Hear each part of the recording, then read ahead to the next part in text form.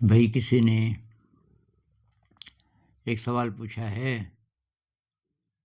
कि अपने अंदर की शक्तियों को कैसे पहचानें, कैसे उनको इम्प्रूव करें, खुद के अंदर जो बुराई है उसको निकाल के अच्छी चीज़ों को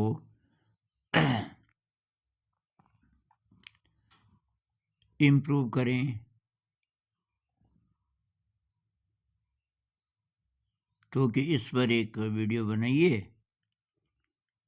एक बात उन्होंने और लिखी है कि मैं मेडिटेशन तो करती हूँ और 3 घंटे तक तो मुझे अच्छा लगता है और फिर मैं पहले की तरह ओवर थिंकिंग में फंस जाती हूँ।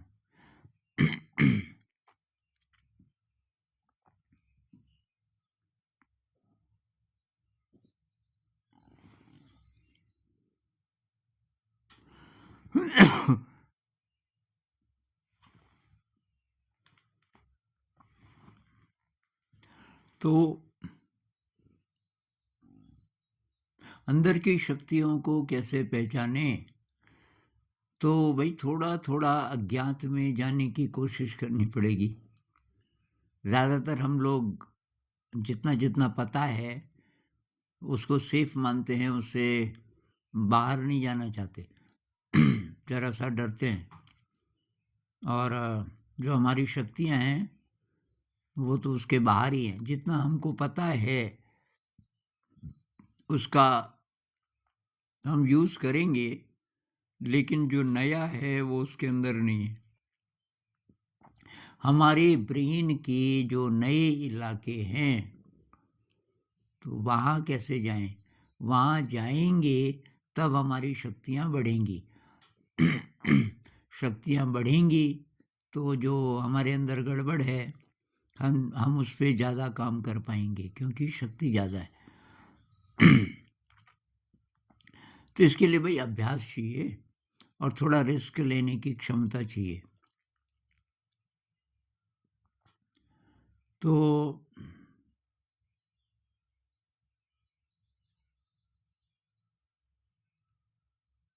मेरी ज़िंदगी में तो भई यही रहा। मैंने रिस्क लेना सीखा। मतलब ऐसी-ऐसी जगह जहाँ जहाँ के लिए मैं तैयार नहीं हूँ, रिस्क लिया और तब धीरे-धीरे मैं उसके काबिल बन गया। मैं कुछ उदाहरण देता हूँ आपको। तो हॉस्टल में मैं गया। हॉस्टल में तो मैं एमए प्रीवियस में था और वार्डन साहब मेरे पास आए। वार्डन हमारे प्रोफ़ेसर भी थे, तो कॉलेज में इंग्लिश पढ़ाते थे। मैं इंग्लिश का स्टूडेंट था, लेकिन वो हॉस्टल के वार्डन भी थे। तो मेरे को कहने लगे कि यार यहाँ का ट्रेडिशन है कि सबसे बड़ी क्लास का जो विद्यार्थी है वो प्रिंसिपल साहब का वेलकम करता करता है, तो वो आ रहे हैं कल और उनके वेलकम में आपको कुछ बोलना है और इंग्लिश तो आपको आती नहीं होगी, आप हिंदी में बोलना।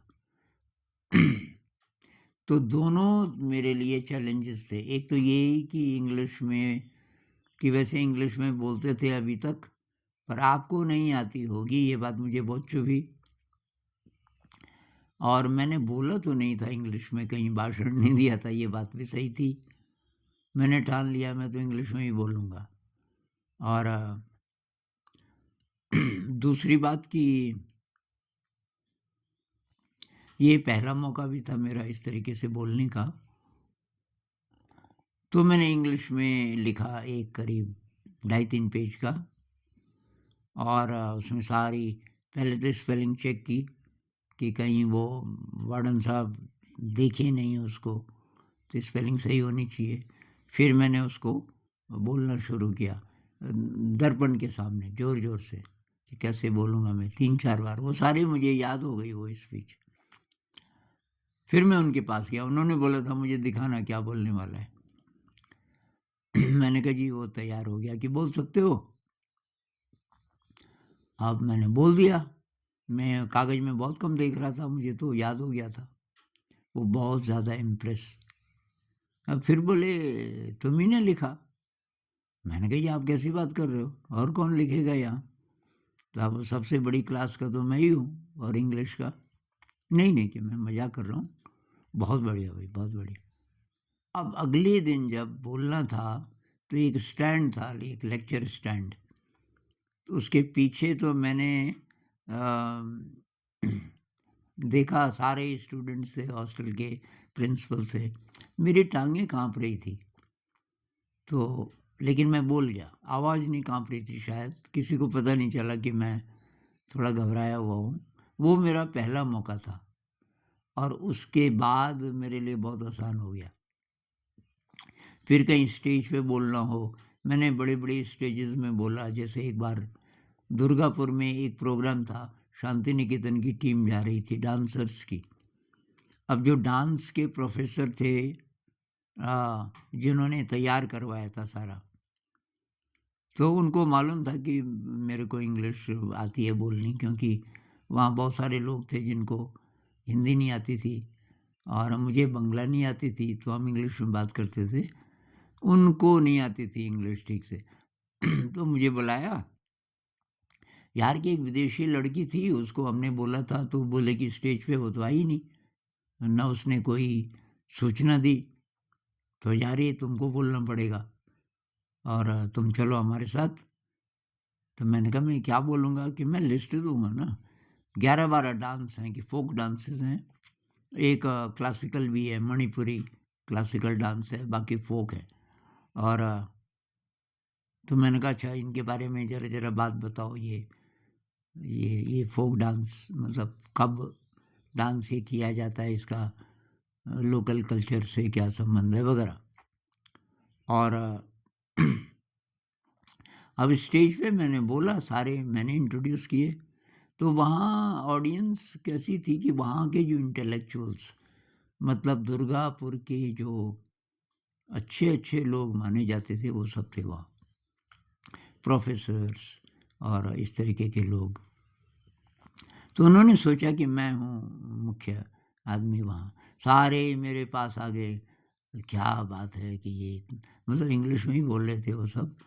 अ, क्योंकि मैंने इंग्लिश में वो प्रेज़ेंटेशन की थी।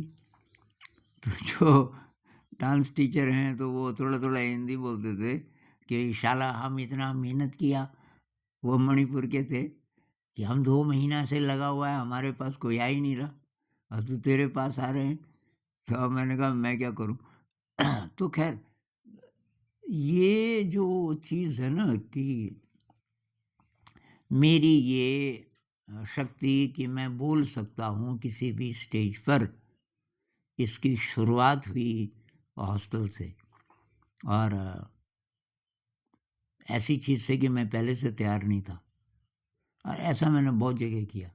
पहले से नहीं हूँ तैयार, लेकिन कोई बात नहीं, देखा जाएगा।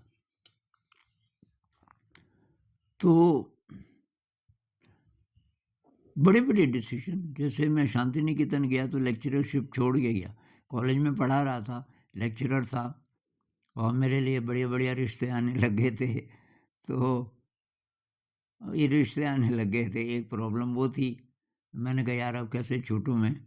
लेकिन शांति निकेतन का आकर्षण, गीतांजलि पढ़ी मैंने, रवीन्द्रनाथ टैगोर जी की पोएम्स का कलेक्शन गीतांजलि, इंग्लिश में पढ़ी मैंने तो, उन्होंने तो बंगला में लिखी, फिर उन्होंने इंग्लिश में खुद ही ट्रांसलेट भी किया। उसको पढ़ कर के मुझे कुछ हो गया, क्योंकि मैं छटपटा रहा था कुछ 2-3 सालों से। मुझे कुछ ऐसे एक्सपीरियंसेस हुए कि ये सब मीनिंगलेस लगने लगा। ये नौकरी, और मैंने कहा ये नौकरी करते-करते ऐसे ही मर जाएँगे या परिवार बसाना और ये।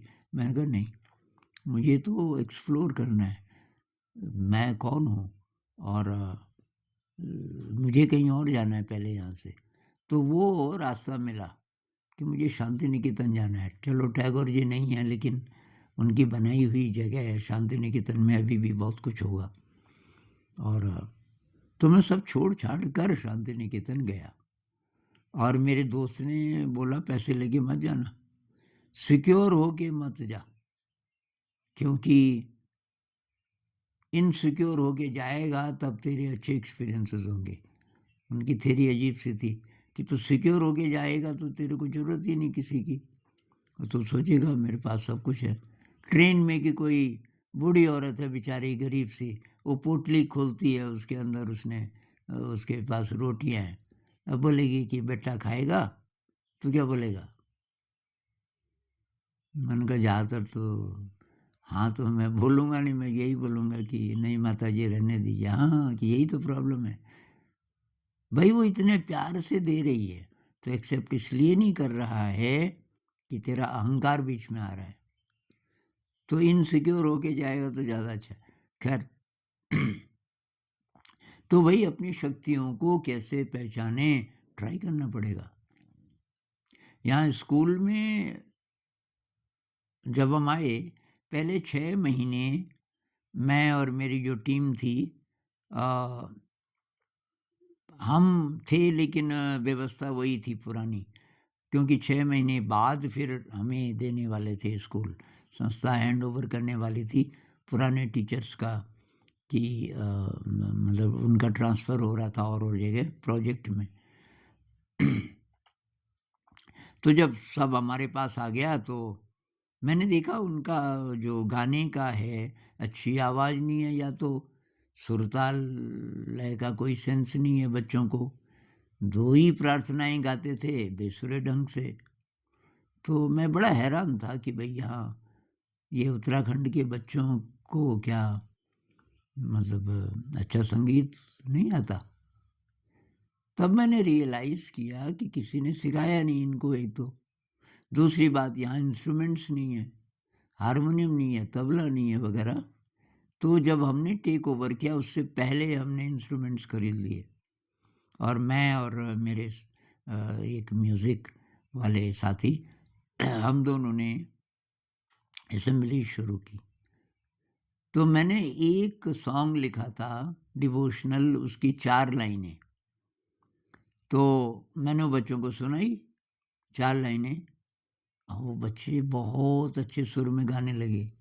तब मुझे समझ आया कि अब ये इसलिए गा रहे हैं कि अब हम भी गा रहे हैं, और इधर से हारमोनियम है, तबला है। और तब वो 4 लाइनें मैंने कहा, भई याद रखोगे तो कल मैं पूरा सुनाऊँगा। घर आके मैंने पूरा लिख दिया। वो पहली प्रार्थना थी हमारी। अभी 80 से ज़्यादा सॉन्ग्स हैं जो कि मैंने कंपोज़ किए। कुछ तब हमने और जगह से भी लिए, जैसे टैगोर सॉन्ग्स, कुछ गुरबाणी से लिए, गुरु नानक जी के। अ, कुछ संस्कृत की चीज़ें ली, कुछ धम्मपद से लिया, ये बुद्ध जी का। और तो वो मेरी शुरुआत थी, एकदम अज्ञात में जाने वाली बात थी। मैंने डिवोशनल सॉन्ग्स पहले कभी नहीं लिखे थे। गज़लें लिखता था किसी ज़माने में। ये मैंने उर्दू शायर पढ़े बहुत सारे, और उनकी पोइट्री कमाल की।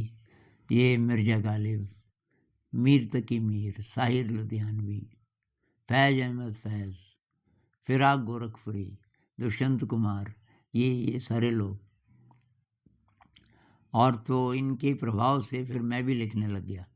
शायद 100 से ज़्यादा तो मैंने गज़लें ज़रूर लिखी होंगी।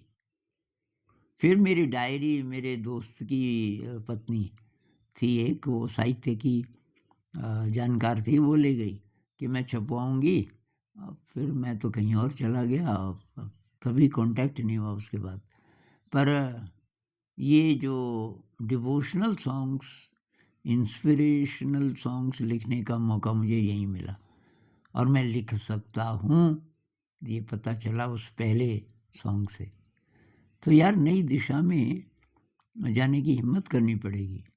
अच्छा, इंग्लिश जब मैंने सीख ली, मैं इंग्लिश भी कर लिया, तो मेरे अंदर एक डाउट रहा कि यार मैं क्या कुछ लिख भी सकता हूँ इंग्लिश में?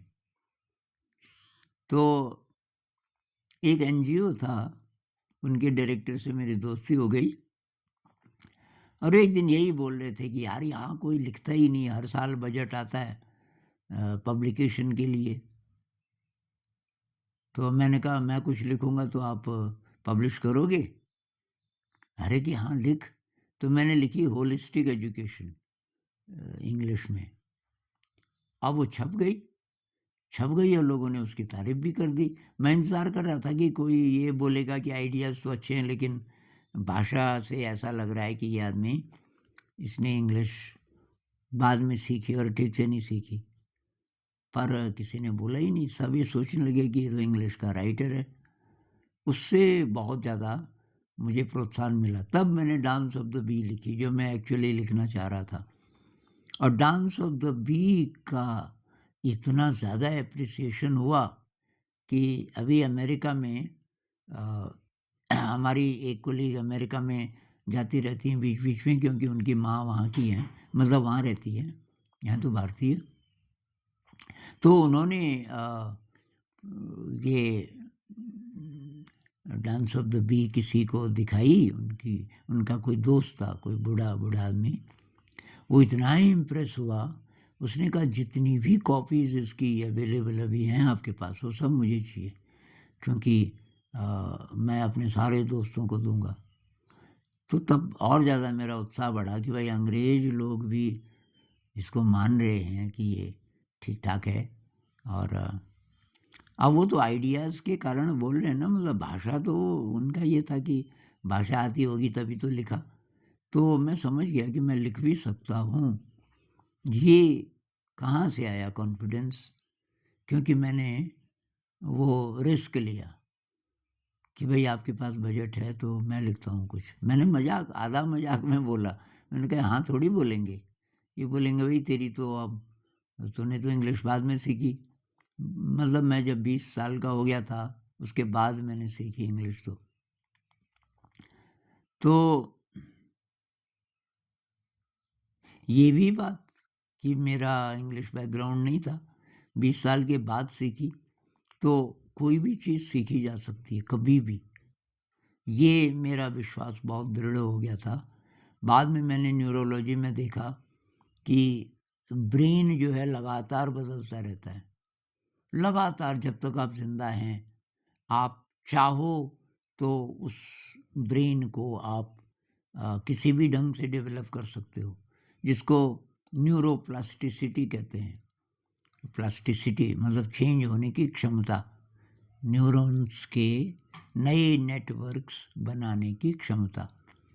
तो इसमें उम्र का कुछ लेना-देना नहीं है। अब मैं तो हो गया 71 का। अब मैं बहुत सारी चीज़ें अब सीख रहा हूँ, जैसे न्यूरोलॉजी। और तो कभी भी और जितना सीखोगे उतना आप आपका डिग्रेडेशन नहीं होगा माइंड का। क्योंकि होता क्या है कि जैसे लोग रिटायर हो जाते हैं, रिटायर का मतलब रिटायर अजीब शब्द है। तो टायर मतलब थकना, रिटायर दोबारा थक गया, मतलब ज़िंदगी भर भी थका ही रहा, पर अब तो काम भी नहीं है ऑफ़िस वग़ैरह का, अब क्या करें घर में? तो वो कुछ क्रिएटिव तो करते नहीं हैं। तो धीरे-धीरे बुढ़ापे में दिमाग भी गड़बड़ाने लगता है। तो कई लोगों को ये जो बीमारियाँ होती हैं, डिमेंशिया और क्या-क्या, बुढ़ापे में स्मरण शक्ति बहुत कमज़ोर हो जाती है। तो उसका कारण ये है कि वो यूज़ ही नहीं करते ब्रेन का। अच्छा, ब्रेन का यूज़ कैसे करें, इसका मतलब ये नहीं कुछ भी पढ़ते रहो। मतलब आप अपने ढंग से सोचो हर चीज़ को कि भई ये ऐसे क्यों है? और अगर ऐसे है तो फिर ऐसे नए नए प्रश्न आपके अंदर आने चाहिए। अभी परसों ही मुझे एक नई बात पता चली कि कहीं मैंने पढ़ा कि ब्रेन में एसिड ज़्यादा बढ़ जाए, तो कुछ-कुछ और कारण थे उसमें कि ब्रेन एसिडिक हो जाता है, ब्रेन का पीएच आपको पता होगा, वो कम हो जाता है। 7 पीएच को सेफ माना जाता है। जो हम पानी पीते हैं उसका पीएच 7 होता है शुद्ध पानी का, और उससे कम पीएच है मतलब एसिडिक है। तो मेरे दिमाग में बात आई कि ओवर थिंकिंग से क्या ब्रेन की एसिडिटी बढ़ती होगी? क्योंकि एसिडिक ब्रेन है, वो अच्छा नहीं माना जाता, तो ओवर थिंकिंग से भी ये होना चाहिए। और उसमें बात आई थी लैक्टिक एसिड की, कि लैक्टिक एसिड बढ़ जाता है ब्रेन में कुछ-कुछ चीज़ों से। तो मैंने कहा ओवर थिंकिंग से भी लैक्टिक एसिड बढ़ता होगा, बढ़ना चाहिए। और मैंने देखा और वो सही निकला। ओवर थिंकिंग से एक प्रकार का ये एसिड, लैक्टिक एसिड, ये बढ़ जाता है ब्रेन में। ये लैक्टिक एसिड दूध में भी होता है, तो वहाँ तो ठीक है, वो तो हमारा शरीर उसको पचा लेता है उस रूप में। लेकिन ये जो ओवर थिंकिंग वगैरह से होता है, स्ट्रेस वगैरह से, ये अच्छा नहीं है। तो अब ये इस तरीके के नए-नए प्रश्न जब आएँगे, तब आप नई दिशाएँ एक्सप्लोर करते हो और तब आपकी क्रिएटिविटी बढ़ती है, किसी भी फ़ील्ड में। तो कैसे अ, अपनी शक्तियों को पहचानें, भई यही तरीका है। थोड़ा-सा अननोन में जाने की कोशिश कीजिए और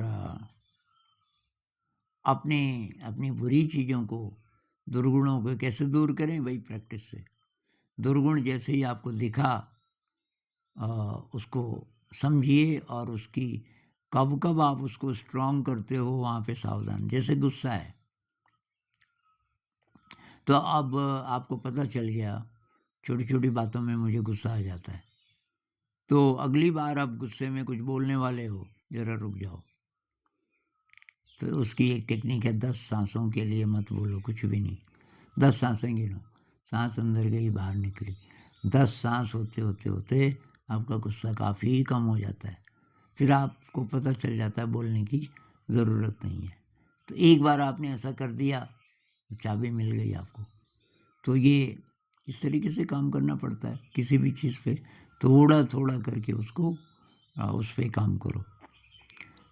मैंने ये स्मोक का उदाहरण दिया था। एक मैंने वीडियो बनाया, 1 साल पुराना होगा, ब्रह्मचर्य और अर्धनारीश्वर।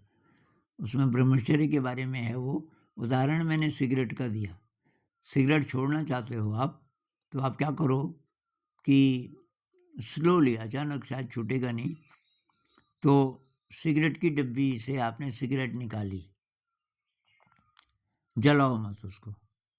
आपने फैसला किया कि इसको छोड़ना है, तो सिगरेट रखो अभी अपने पास, निकाल भी दी, तो आधा काम तो हो गया। अब जलाना था उसको, जलाओ मत। कष्ट मारना है तो मार लो, पर जलाओ मत। तो ऐसा कुछ दिन किया आपने। अब अगली स्टेज है कि उसको निकालो ही मत, डब्बी है आपके पास, सिगरेट मत निकालो। फिर अगली स्टेज है, डब्बी भी मत रखो। तो ऐसे स्टेजेस में आप काम कर सकते हो, जैसे कोई बुरी आदत है। और अब और आदतें, जैसे सुबह जी जल्दी नहीं उठते, कई लोगों की ये प्रॉब्लम है, जल्दी नहीं उठ पाते, तो उसमें भी अलार्म लगा दो। अलार्म बजते ही ऐसा भाव करो मन में कि जैसे सांप है बिस्तर में। अलार्म जैसे ही बजा कि बिस्तर में सांप है, बेडशीट के नीचे कहीं सांप है शायद, एकदम उछल के और नीचे आ जाओ। एक बार आप ऐसे कर दोगे तो शायद दोबारा सोओगे नहीं। उछल के जब नीचे आ गए बेड के नीचे, तो तब तो ऐसे-ऐसे टेक्निक्स निकालनी पड़ेंगी। और अनंत संभावनाएँ हैं भई मनुष्य के अंदर। मनुष्य के अंदर सब चीज़ें हैं, पर हम पुराने ढर्रे में पुराने तरीके से ही चलते रहते हैं। और दूसरी बात, ये चीज़ें बहुत ज़्यादा बाधक हैं भई। अखबार की आदत, न्यूज़, भई न्यूज़ मत सुनो, उसका फ़ायदा क्या है? तो कई लोग बोलते हैं कि ये पता कैसे चलेगा दुनिया में क्या हो रहा है? भई क्यों पता करना चाहता है? मेरे साथ क्या हो रहा है पहले वही बहुत है, उसी पे फ़ोकस करो। क्योंकि दुनिया को आप या तो फिर आप बदल सको तब अलग बात है।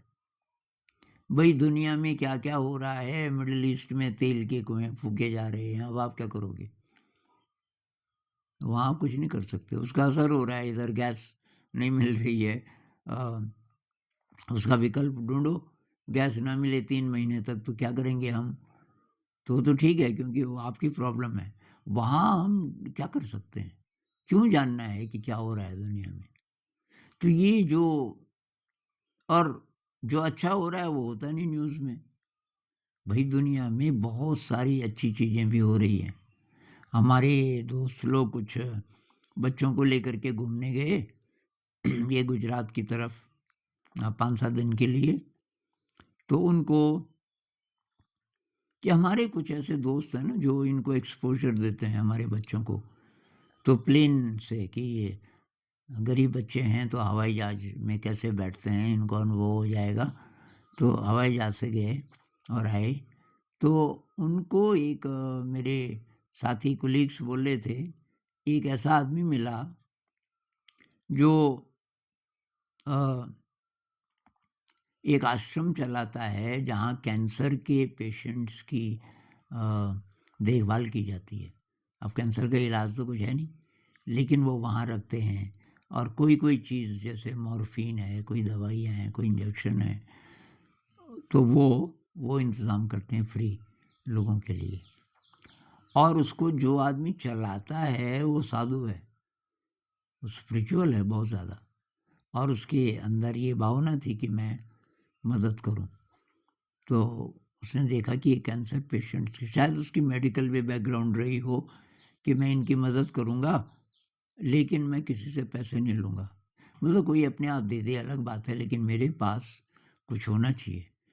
तो उसने वो बिज़नेस में गया और बहुत सफल हुआ। तो बिज़नेसमैन भी है और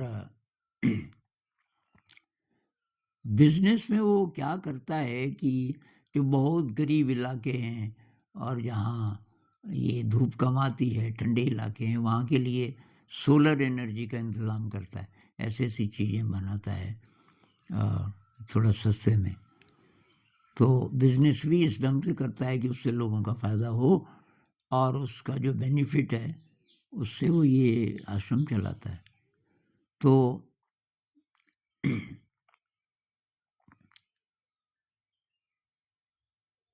तो ख़ैर मैं बोल ही रहा था कि थोड़ा-सा थोड़ा-सा अज्ञात में जाने की कोशिश कीजिए और ये तो मैं ये सुना रहा था आपको ये केस कि भई जो आश्रम चलाते हैं, आपने पढ़ा कहीं अखबार में, किसी पत्रिका में?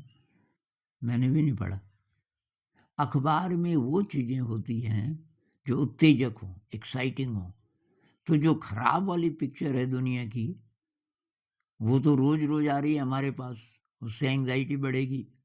अब जो सेंसिटिव लोग हैं, वो बोलते हैं यार दुनिया इतनी ख़राब है, ये 8 बिलियन लोग हैं, सारे ऐसे ही होंगे फिर तो, क्योंकि जितनी-जितनी न्यूज़ आप पढ़ते हो उसमें अच्छा बहुत कम है। तो वही बहुत अच्छी ज़्यादातर चीज़ें अच्छी हो रही हैं इस दुनिया में, लेकिन उनकी खबर नहीं आती हमारे पास। तो अखबार मत पढ़ो मेरा तो ये मानना है। अखबार मत पढ़ो, मैं तो क्या करता हूँ कि अ, मुझे जानना ही हो तो मैं कुछ दिन बाद जैसे किसी को पूछ लेता हूँ। अब जैसे कुछ दिन पहले किसी ने बोला ये इराक में ऐसा-ऐसा हो रहा है, तो मैं ऐसे ही पूछ देता हूँ भई अभी क्या चल रहा है यूक्रेन में? वो 2-4 लाइनों में बताएगा। मिडल ईस्ट में क्या चल रहा है कि ये ऐसे-ऐसे चल रहा है। क्योंकि और लोग तो सुनते हैं ना, उनका शौक है, वो तो आप बंद नहीं कर सकते। आप उनसे पूछ लो जब बहुत क्यूरियोसिटी हो, तो कि भई क्या हो रहा है? और न्यूज़ न्यूज़ से बचो और पढ़ना ही है तो अच्छी चीज़ें पढ़ो, कुछ क्रिएटिव करो, अपनी एनर्जी का सुबह से शाम तक आप कहाँ-कहाँ खर्च करते हो। ये जो ओवरथिंकिंग की बात की आपने कि मैं ध्यान तो करती हूँ लेकिन कुछ ही टाइम असर रहता है, उसके बाद ओवरथिंकिंग आ जाती है। ओवरथिंकिंग की जगह आप वॉलंटरी थिंकिंग कर सकते हो। ओवरथिंकिंग को ख़त्म तो नहीं कर सकते, वॉलंटरी थिंकिंग। वॉलंटरी थिंकिंग क्या होती है? एक तो अगर आप कुछ काम कर रही हो तो उसके बारे में बोलो स्लोली, बहुत स्लोली बोलो, अ, उसके साथ उस काम को करते हुए। तो उससे क्या होगा कि अ,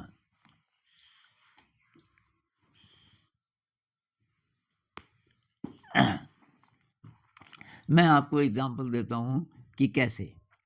जैसे मान लीजिए कि मुझे खुजली हो रही है ज़रा सिर पे, तो और ओवर थिंकिंग चल रही थी। मैं जानबूझ के ये एक्शन कर रहा हूँ ताकि मैं इसके साथ ये काम कर सकूँ, वॉलंटरी थिंकिंग। तो मैं ज़ोर से बोल रहा हूँ, ज़ोर से नहीं बोल रहा, मन ही मन में बोलना है। तो पर आपको मैं बता रहा हूँ मैं मन ही मन में क्या बोलना है मतलब। तो मैं टोपी उतारूँगा, थोड़ा-सा खुजाऊँगा, खुजली हो रही ना, और उसके बाद फिर टोपी पहन लूँगा। तो साथ-साथ ऐसे बोलना है, मैं टोपी उतार रहा हूँ।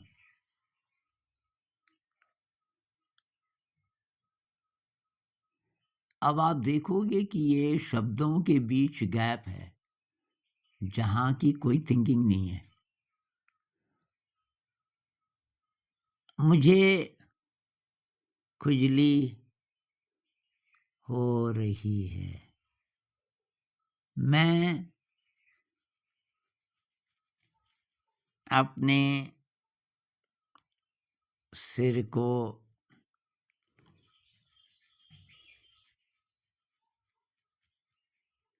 सिर में खुजली कर रहा हूँ।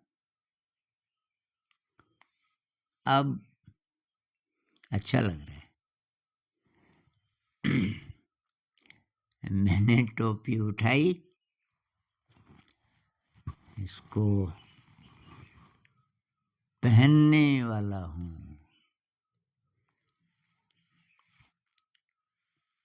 मैंने टोपी पहन ली। थोड़ा-सा दाढ़ी पे कंघी लगा देता हूँ। मैं दाढ़ी पे कंघी लगा रहा हूँ। ये अगर आप करोगे, अब जब कुछ नहीं कर रहे, तो तब आप मन ही मन में कोई थीम लेके कुछ सोचना शुरू कर दो। उससे क्या होगा, आपकी थिंकिंग स्लो हो जाएगी। और जो हम बोलते हैं ना कि 2 शब्दों के या 2 सेंटेंसेस के बीच गैप, तो वो आप गैप क्रिएट कर रहे हो। वो गैप तब भी आता है जब वो थॉट्स बहुत ज़्यादा ना हो, आप थॉट्स को देखने लग जाओ, मन ही मन में क्या चल रहा है। एक थॉट जाता है, दूसरा भी नहीं आया, बीच में गैप है। उसको तिब्बती भाषा में बार्डो बोलते हैं उस गैप को। तो वो भी एक ध्यान विधि है कि थॉट्स को देखो और बीच में गैप्स बनने शुरू हो जाते हैं। लेकिन आप ये वॉलंटरी थिंकिंग से भी गैप बना सकते हो। स्लो बोलना है और मन ही मन में। अब कोई नहीं है तो ज़ोर से भी बोल सकते हो। तो ओवर थिंकिंग का एक ही है तरीका। दूसरी बात है, क्रिएटिविटी बढ़ाओ ज़िंदगी में। क्रिएटिविटी हर चीज़ में। आज अब सुबह आप उठे, आज मैं नाश्ता क्या बनाऊँगी? अब उसमें क्रिएटिविटी का चांस है। कुछ नया बनाओ आज। अ, तो वो जो नया है, उस समय ब्रेन के नए इलाके में काम चल रहा है। जब हम कोई नई चीज़ करते हैं, ज़रा-सी भी नई, पुरानी ही चीज़ को भी नए ढंग से, तो ब्रेन का एक और इलाका काम करने लगता है। यूँ कह लीजिए कि नए न्यूरॉन्स के नेटवर्क्स बनने लगते हैं, ब्रेन में सुव्यवस्था आने लगती है। तो क्रिएटिविटी बहुत ज़रूरी है। थोड़ा गा लो, अच्छी चीज़ गा लो। ओवर थिंकिंग चल रही है, कोई अच्छा गाना गा लो। ये फालतू वाले रोमांटिक गाने नहीं। अब जैसे वो है ना ये, ऐ मालिक तेरे बंदे हम, आपने सुना होगा, बहुत फेमस, बहुत पुराना गाना है। 2 आँखें 12 हाथ एक पिक्चर थी, कमाल की, उसमें गाना है, ऐ मालिक तेरे बंदे हम। उसको गा लो मन ही मन में। तो ये वॉलंटरी थिंकिंग है। ये भी वॉलंटरी, जो हम जानबूझकर कुछ सोचते हैं मन ही मन में, चाहे गाते हैं। अच्छा, जो म्यूज़िक वाले हैं, वो कुछ इंस्ट्रूमेंट बजाने लग जाओ। मैं तो ऐसा करता हूँ, तबला बजाने लगता हूँ मन ही मन में, और सारे शब्द तो ख़त्म हो जाते हैं। अच्छा, मैं एक चीज़ और करता हूँ कि जिस जगह मैं बचपन में जाता था स्कूल, मैं उस रास्ते पे चल रहा हूँ। और ये रास्ता दिखाई दे रहा है, आँखें खोल के भी हो जाता है वो, कि मुझे वो रास्ता दिखाई दे रहा है, और उसमें मेरा शरीर अपने आप रास्ते से थोड़ा ऊपर है। ऐसे ही हवा में पालती मार के ही बैठा हूँ, लेकिन आगे भी जा रहा हूँ, ऐसे, ऐसे, ऐसे, ऐसे उस रास्ते पे। वहाँ भी मैं वॉलंटरी थिंकिंग कर सकता हूँ, कुछ बोल भी सकता हूँ, साथ-साथ रास्ते का वर्णन कर सकता हूँ। तो ऐसा करके ये दिमाग जो अपने आप कुछ-कुछ सोचता रहता है ना, उसको झटका देना है। उसकी जगह ये ज़ेन जानते हो आप? बुद्धिज़्म बुद्धिज़्म की एक शाखा कह लो, ज़ेन। तो वो अ, ऐसी चीज़ें करते हैं जो ज़ेन टीचर्स हैं, कि जिसमें थिंकिंग रुक जाती है। जैसे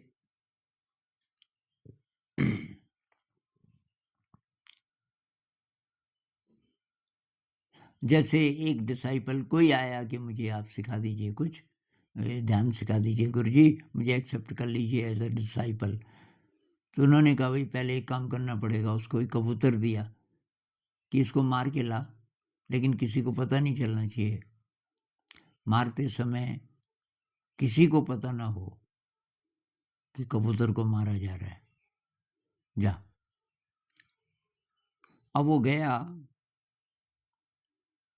अकेली जगह में।